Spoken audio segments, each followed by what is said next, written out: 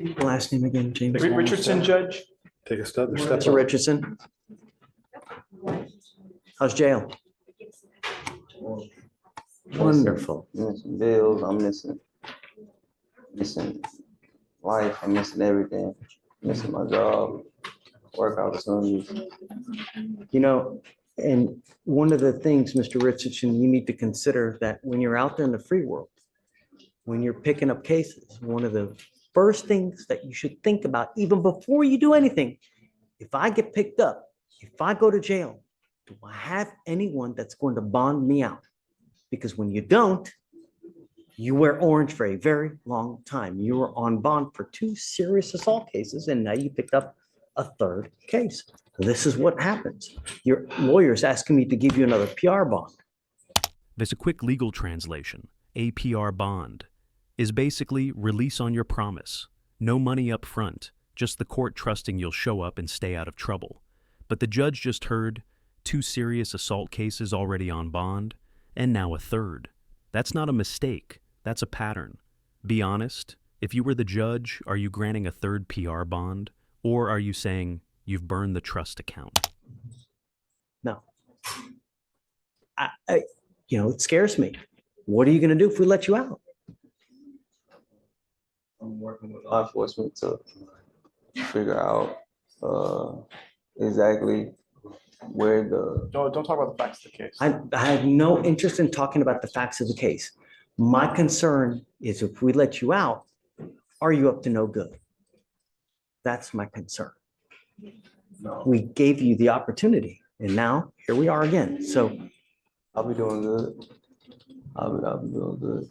They let me out, I'll be doing good. And I have Judge, he has a job lined up with the Port of Houston. He just wants to start you working. have in your life now, Mr. Richardson. my grandma, my sister, Your daughter? my daughter. Where's mom and dad? My mom's in Dallas and my dad lives in Richmond.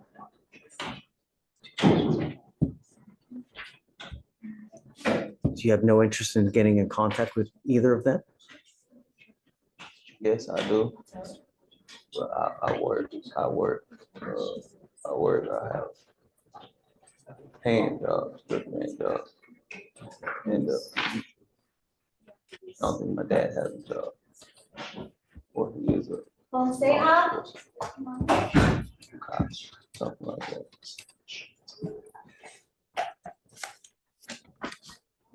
I don't know where he would go if we let him out, but I'm not letting you out on the street. So we need to figure out where you're going to go. I'm going to tell you now, I'm going to be very hard pressed to just give you another PR bond. He would say he would live with his grandmother. Where were you living before? I was living with her, but I spent time at my friend's house. Okay. That's not going to happen. I'm not doing this now. It's not gonna happen. We need to figure out a place that you can go to, that you've got a permanent home to go to, whether it's going to be grandma, mom, or dad. But friend's house, it's not going to work. And then I'm going to tell you, if I do let you out, you're going to have a whole host of monitors, so I know where you are at all times. You've now picked up your 3rd case. I'm going to do everything that I can to prevent you from picking up a 4th. Do you understand, Mr. Richardson? Sir? Okay, so, start talking around with family members, see who's going to, who's Can able we to take. reduce his bonds at all, Judge? Of course. Can we reduce them to 2,500 each at least? I don't know if he'll be able to make that. So it'll be 25. Okay, thank you, Judge. But I'm going to tell you now, How much I'm not letting assaults? you out on the street to just roam it, because nothing good happens on the street in the middle of the night and you just roaming it. So if you want to get out, you got to find a good place to stay. Grandma, mom, dad, somewhere where it's reliable, that you got a bed, and not just a friend. Do you understand, Mr. Richardson? I would say a friend, but it was more of a partnership, business partnership. But they didn't hold up on their end at all. So you can, when my grandma could give me a PR bond because where I work. I'll let you guys figure it out. I got to handle a bunch of stuff. Thank you, let me Judge. know.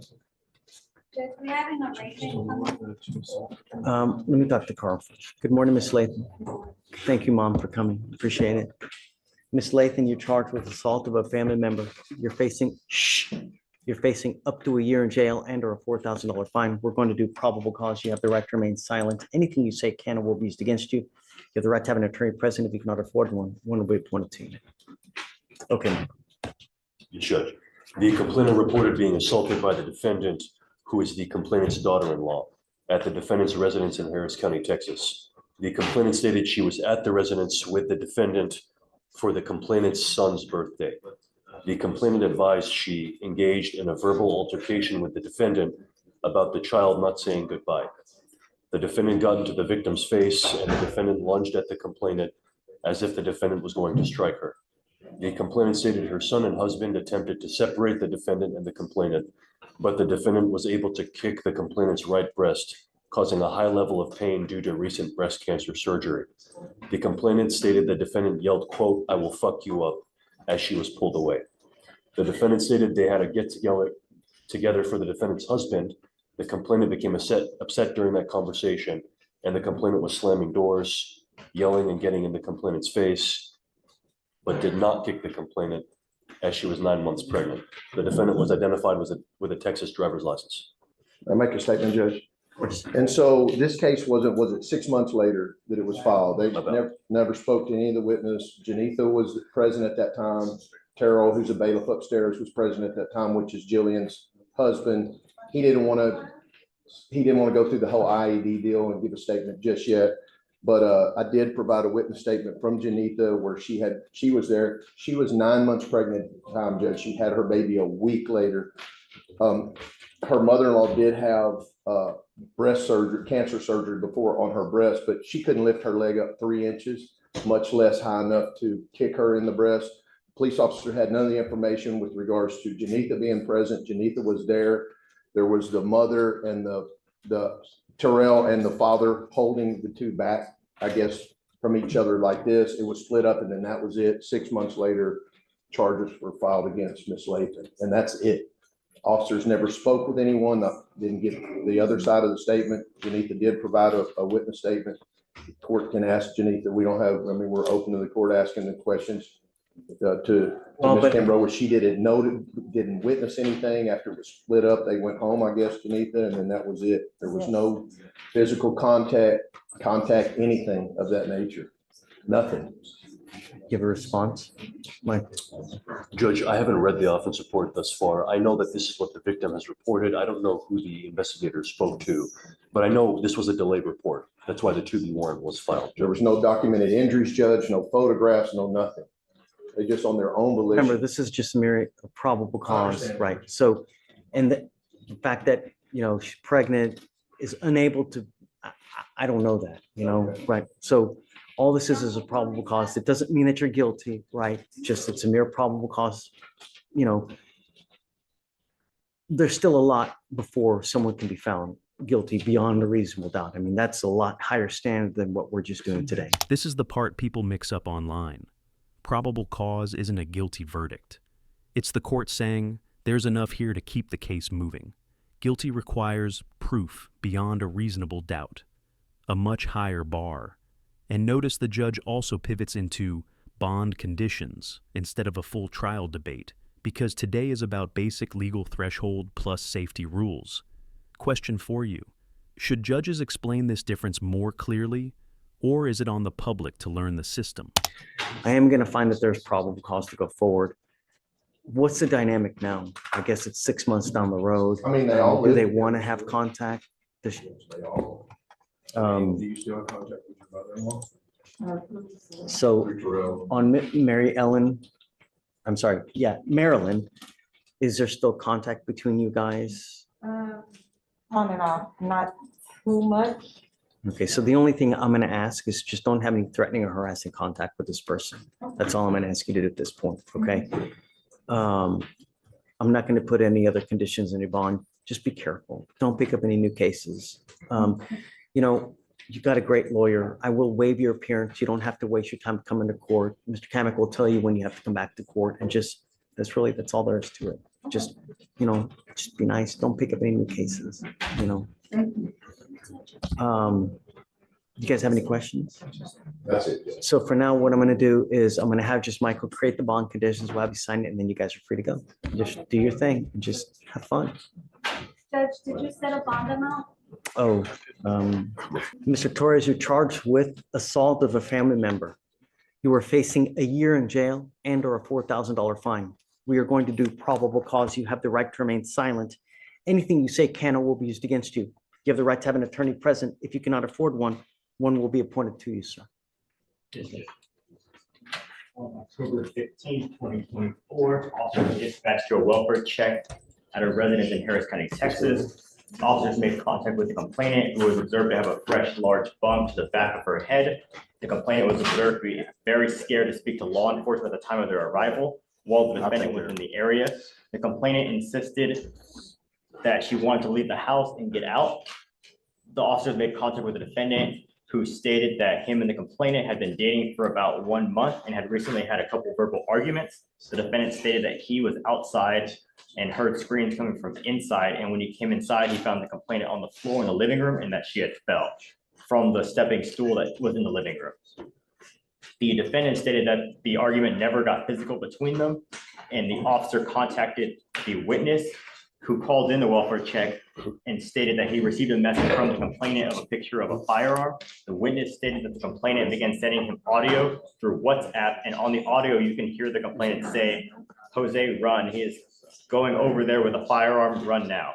The second audio that was sent from the witness, you could hear the complainant telling him, "I was able to take the firearm away from him, but he had a knife. Run." The witness stated he called the complainant and was able to hear a disturbance between the complainant and a male.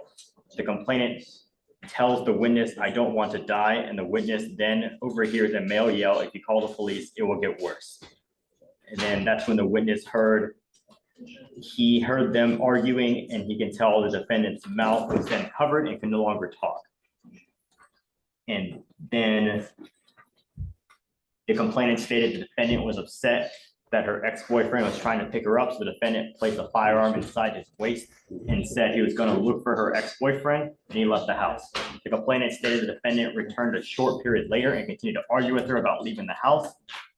And when the complainant was exiting the master bedroom and going towards the living room to leave, the defendant pushed her back, causing the complainant to fall to the ground and hitting her head with the floor. The complainant stated she lost consciousness after she fell, but when she woke back up, she was already laying on the bed when the defendant was there pleading that he was sorry and he didn't mean to hurt her. The complainant stated she did feel pain. And that's it, Your Honor. So it is the pushing and falling on the floor and getting hurt that way. Okay.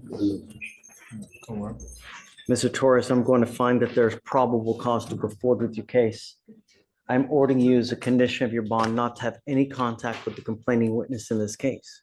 Do you understand? You don't understand? No, not one time.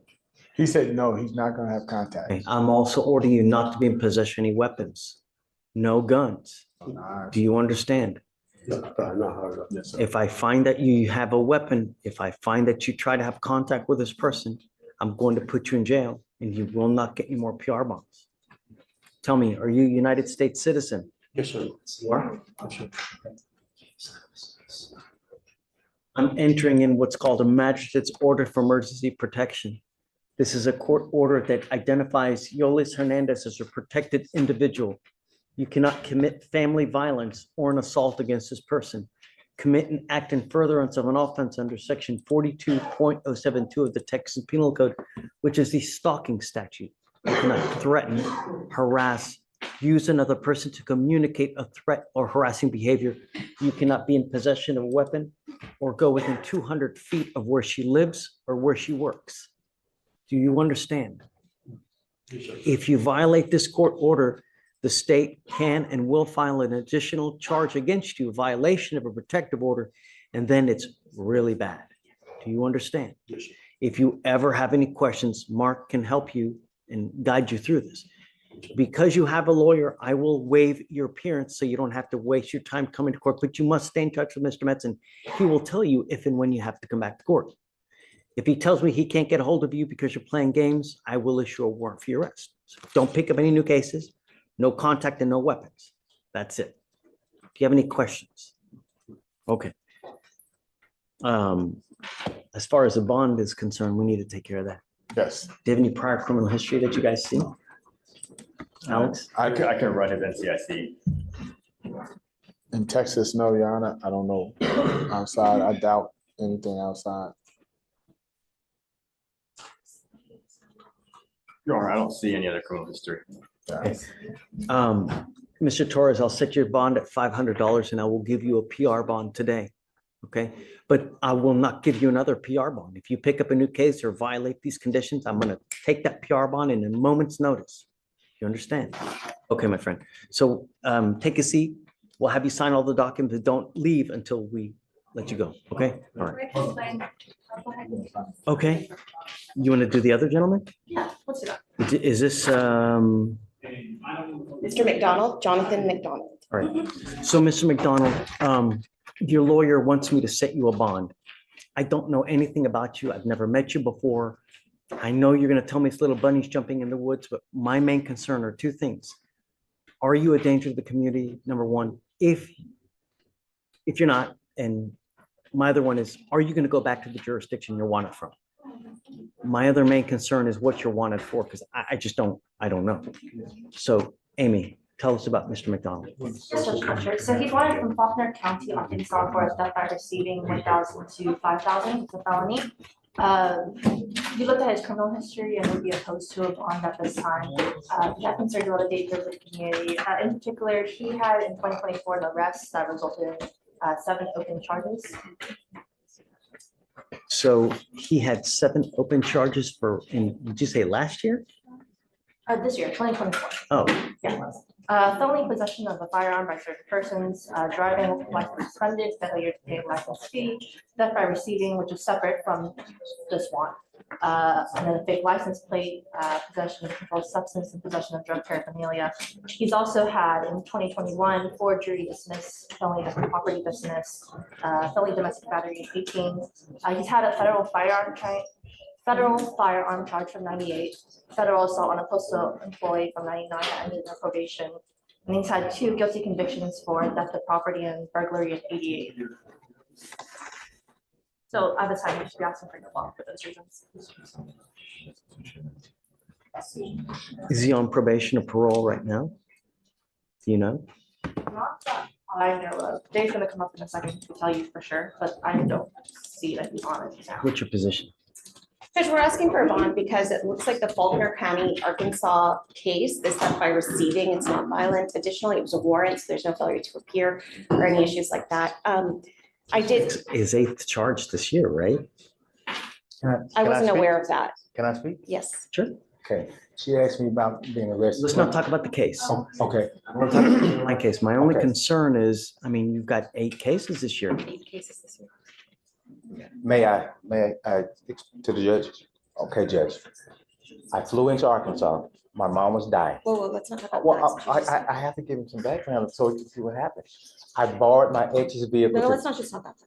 Let's just not talk about that. Okay, well, let me get to it. That's been just, I don't know why that ain't showing up. That's been dismissed. The only thing I've been charged with, the only thing I've agreed to is paraphernalia and her vehicle, not mine, her vehicle. But she's saying, everything. Is it dismissed? Or out of the 7 charges, what happened? I'm saying that they're It was arrested. Dave dismissed. said that they're open charges. It was dismissed. Still open. That's what Dave said. But I am saying that he was arrested for them. They're all still open. The prosecutor dismissed all that gun stuff and all that. My lawyer just contacted me last week. The date where everything was supposed to have been done, they changed it to January 25th. I'm pleading out to the insurance and stuff on the vehicle. It wasn't my vehicle, but I'm pleading out to because I was driving it. And paraphernalia Okay, so in That's January, it. you'll be pleading. to prepare for that. Yeah, So misdemeanor. all 7 cases are still. Everything gone. Only thing is, My concern is that when you have all those open cases, it makes you more of a flight risk. I've never fled from anything. In fact, Your Honor, But you're here. listen, I didn't flee. I never I had. think it was, they filed a new case. They He's saying filed, I that was it home. wasn't, he did not flee. It was a warrant. Is it 2B? Yes, that's what my client stated. But what I will tell you, Your Honor, the conviction she mentioned in 1999, granted, yes, I did go into federal custody. The judge gave me a self-surrender. They sent me a letter saying, be here at this time and this date. I was there. I got there June 14th, 2 o'clock, You don't mess with 1999. the feds. I didn't come out till 2004. But what I'm trying to tell you is I got sent a letter to come to prison knowing I wouldn't get out for 5 years. I was there. I've never ran from anything. I'm not dangerous. I've never not answered anything.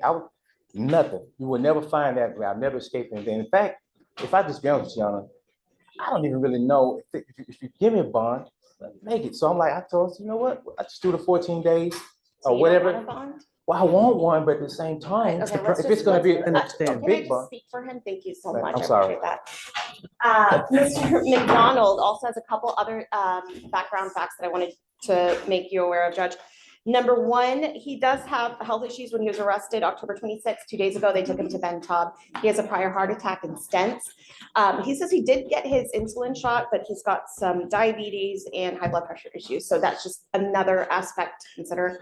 You know, Mr. McDonald, you got to understand this life is so precious. And when you have multiple heart attacks and you're using that kind of dope, you're begging. Oh, If you're using any kind of dope, I've never used drugs. if you do, you're begging for trouble. So I'm just saying, be careful when you're out there, especially if you have all those health issues. If I were to set you a bond, it would probably be somewhere in the neighborhood of around 5,000 to 10,000. So No. that's what it would normally be with these types of fugitive cases, just so you know. Okay, Judge, I think we'll keep our waiver. Okay. Hi, Jay. Days regular. Happy Monday, man. Monday, how are you? Tell me about, this is Mr. Tapia? Tapia, Johnny. So just with the, at very little notice, but he's wanted out of New Mexico for 2 counts of aggravated battery of a household member by impeding, interfering communication, and tampering with evidence due to the severity of the charges and the amount of charges is that we would be opposed to a bond. I was also seeing that he was part of a protective order back in October of this year, and it's still current. It's the temporary protective order that's still active for another month with the, I'm presuming the one for the impeding as a protected party. So he has 2 open aggravated assault cases by strangulation?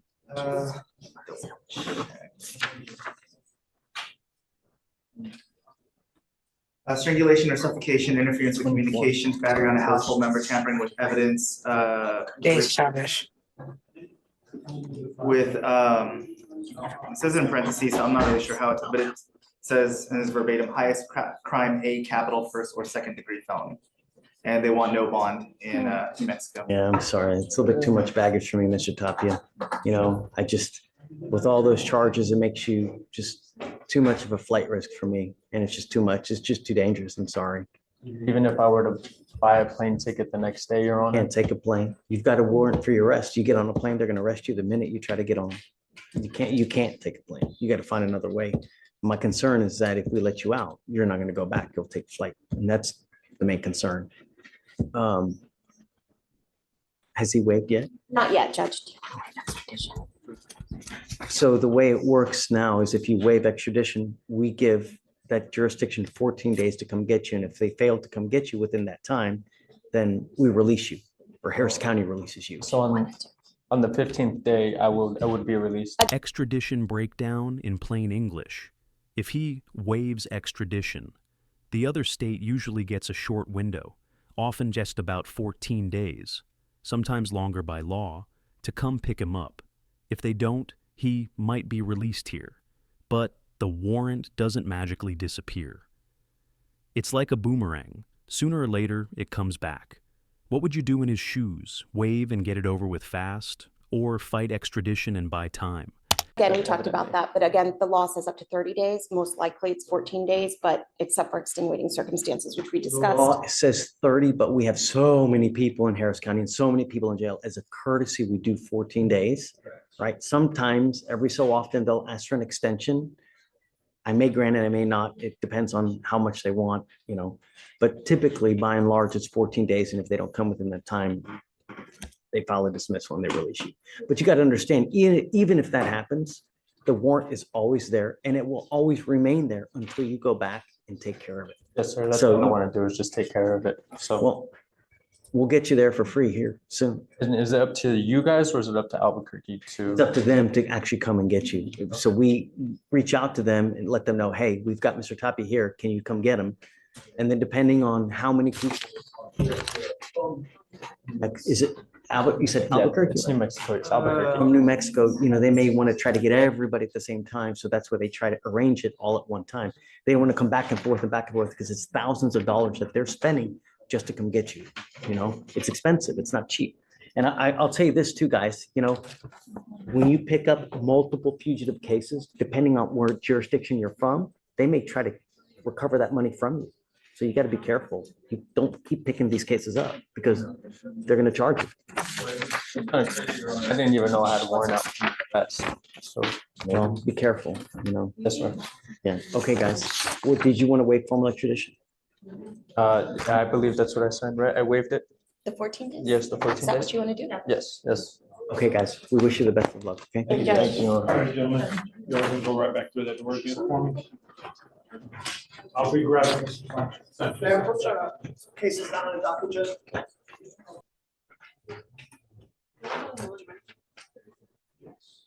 Good morning, Mr. Sanchez Vasquez. Mr. Sanchez Vasquez, you're charged with driving while intoxicated, second offense. You are facing up to a year in jail and/or a $4,000 fine. You've worked out an agreement. They're offering you 100 days in jail. Credit for the 50 days that you've done. Is there an accident in this case, Matt? Alex? No, Your Honor, let me pull up the case. I think he was just found in the driver's seat.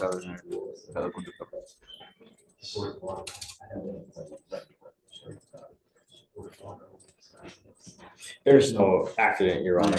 Okay, great. Wonderful.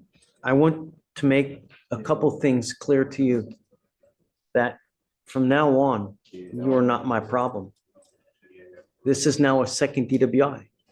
When you pick up a third DWI, now they will charge you with a felony offense. Instead of days, you are now facing years. And you'll be facing a minimum of 2 years in prison, a maximum of 10 years in prison for the rest of your life. If you were ever pulled over in a car, even the most remote smell of alcohol, you could be in prison for a very long time. What I'm trying to tell you is that if you even have a sip of alcohol, I wouldn't get into a car because you were taking a humongous risk. You give up a lot of rights by entering this agreement. You give up the right to a trial, right to compel witnesses, testify on your behalf, confront and cross-examine your accusers. If you are not a citizen, there are possible immigration consequences. You can be deported, excluded from the country, denied naturalization under federal law. You give up the right to appeal. Once you plead guilty, you can never change this. Now, is it true or untrue that you had a 0.15 or above?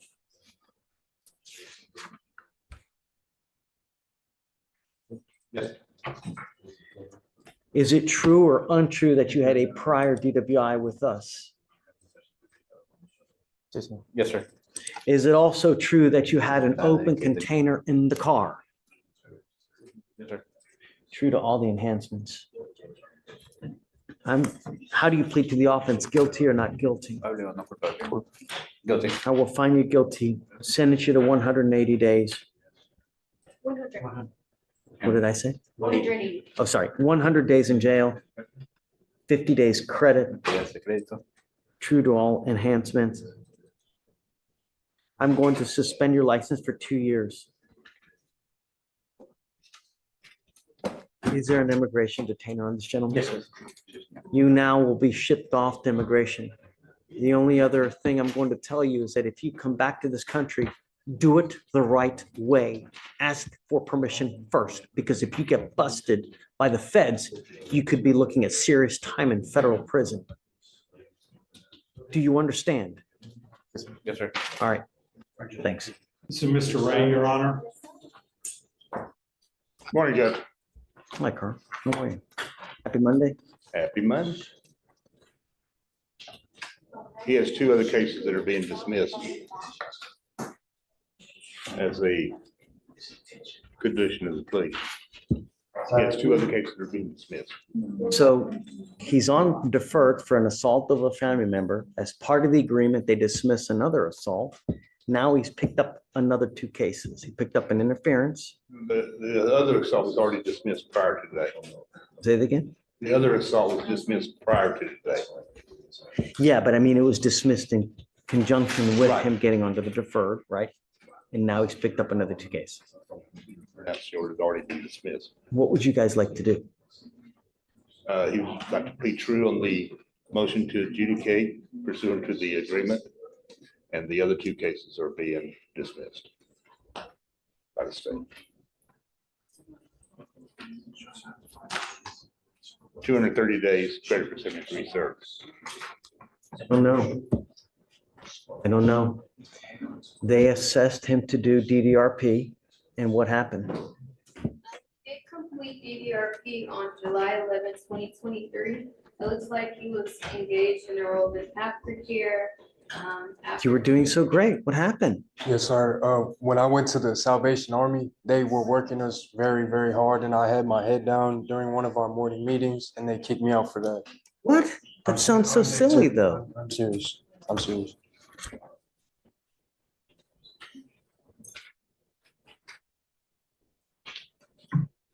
Is that when the cops came and then everything just went haywire? No, sir. They kicked me out. And from there, I had to find a ride back up to Humble, and then I've just been homeless since then. What do you want to do? I would like to do my time served, what he's planning to go with, just get my life back And together. now you're going to end up with just more convictions, though, man. And now you'll end up with a conviction on an assault of a family member. That's what you're doing. Basically, what you're doing is you're pleading guilty to everything. Everything's now going to go on your record. You can now have another assault on your record. That's going to, it's going to kill you. Wasn't aware of that. Do you want to stay on? What's the option?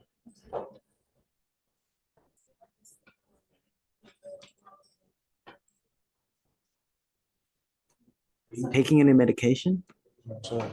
Should you be taking medication? Sir. Why aren't you taking? I got kicked out of Salvation Army. That was the last of my medication. What do you have in your life? No one. Where's no mom, dad? Where's mom and dad? I have them, but my phone got stolen and my ID and social security card after the Salvation Army, so I wasn't able to talk to anyone for months. You'd rather live on the street than live with mom and dad? I'd rather live with them, but I need to get in contact first, that's all. You can make that happen if you want. Yes, please. Will they take you is another question. I'm wondering the same.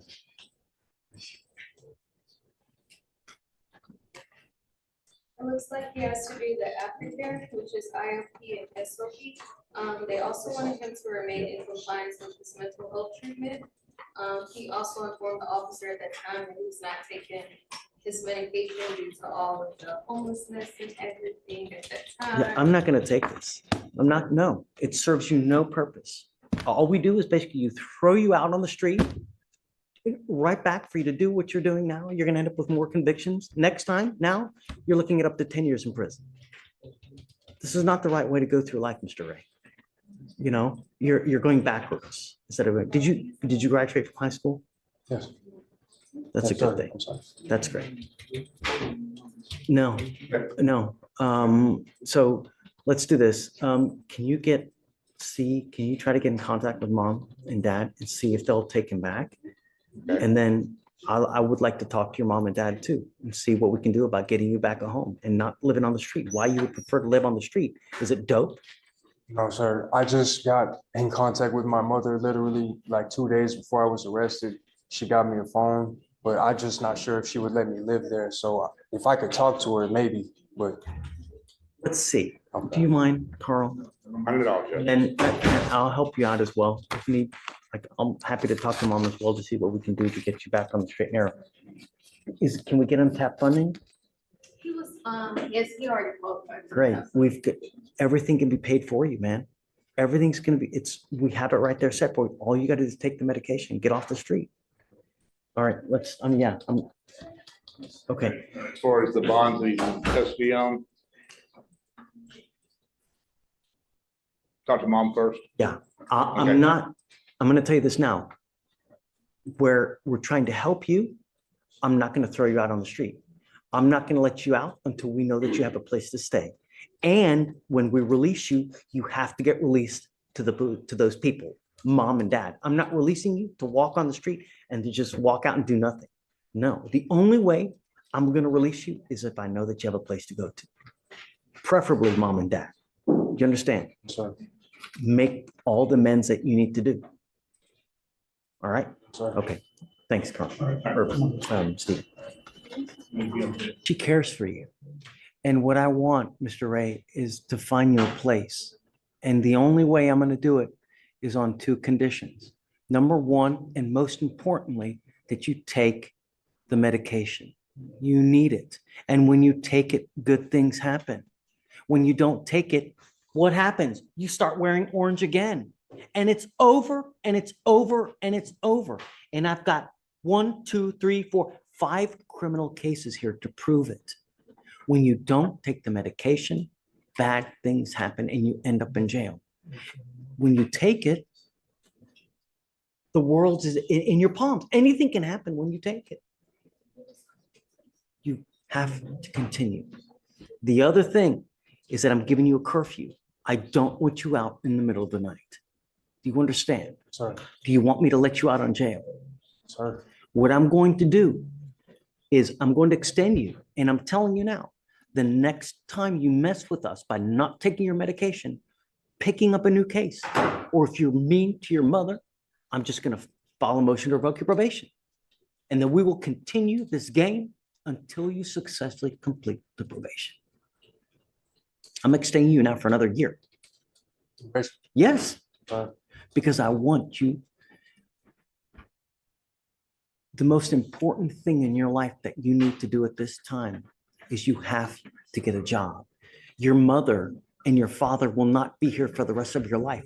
What's going to happen when they pass? You're going to have no one. And if you don't have a steady job with some kind of income, you're going to go nowhere in life. You'll end up broke on the street, missing teeth. Really, what you're doing now, Mr. Ray, Sorry. what you're doing now is you're trying to set yourself up for the future. Do you understand? Can you get it done? Sorry. Mom, Yeah. did you get the phone number for the lawyer, for Carl? I did. Okay, Yeah. that will be your point of contact for me. If you ever have any issues that Mr. Ray starts acting up, all you have to do is call Carl and he will get a hold of me and then I'll take care of business for you. Okay. So Okay. you have a direct line to me so that if you ever need me for any reason, he starts acting up, all you have to do is let me know and I'll take care of it for you. You must listen and follow her rules. I don't care what you think of them. Otherwise, you know what happens. You have any questions? No, sir. I am going to put a monitor on your ankle so I know where you are at all times. If you take off and just leave, a motion to revoke is going to be filed. And I'm telling you now, I will not take the time served. We are going to continue doing this until you successfully complete the probation. My goal is to have you working in a job for a long time. That's the goal. And when you can do that, and when you can show me that, one, you're taking your medication constantly, and number two, that you've got a good job and that you've stayed there for a while, I'll take you off. That's the idea, so that you can be there and have a future for yourself. Do you have any questions? Sorry. That's it. Your bonds. So I'm going to give him a bond today. He's, how is he going to get to your house? Do you have any way? Where do you live? Do you live here in Houston? I live in Kingwood. Kingwood? I don't have someone that can take him to your house, though. My only issue Okay. is, All right. I would like to release him to your custody so we know that he actually goes with you. Is that possible? Okay. Yes, I can come down and pick him up. Wonderful. So we will do release instructions that he's only allowed to be released tomorrow. I'm not going to play this game again with you. We're giving you another chance. All I'm asking you to do is make me proud. Can you get it done? Sorry. All right, make me proud. Okay. All right, Carl. Thank you. Got it. Thank you so much for taking my call, Miss Ray. Thank you so much, Judge, Yes. for being such a caring and I Well, like that. Thank you so much. I hope it, appreciate I hope it works. And if it doesn't, just call me. We'll keep doing this until it works.